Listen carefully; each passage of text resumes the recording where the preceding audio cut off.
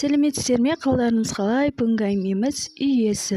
Шын мәнінде өмірде бола ма? Үй иесі деген не? Біздің ауылда әже тұрады. Жалғыз басты әже. Ата қайтыс болған, балаларда жоқ. Жыл сайыннан екеуі қол ұстасып, не болса да бәріне көнеміз деген отбасы. Елге үлгі тұтарлықтай отбасы болған. Қазір ата қайтыс болғалы бері әже жалғыз тұрады.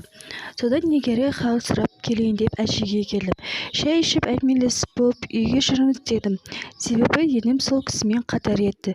Тек жүре алмайды, арбаға отырады. Екінші топ мүгедек еді. Солай столын жинап үйге қарай шыққанда, ажар әже үйге ие бол, мен кеттім деді. Ешкім жоқ, кімге айтқаны белгісіз. Не керек, үйге шай тамақ ішіп болып үйіне дейін шығарып салдым. Мен келдім деді тағы. Түсінбей өз жөнімен кете бердім.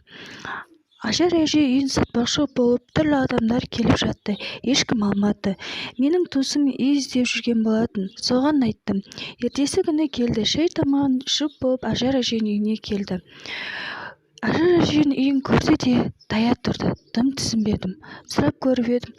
Нұрия, ажар әженің үйінде түрі суық елес көрін дейді. Қой, қайдағы дедім. Ондай жоқ қой, үйдің іші бәрі тап-таза. Сонымен әже ауырып больницаға түсіп қалдым.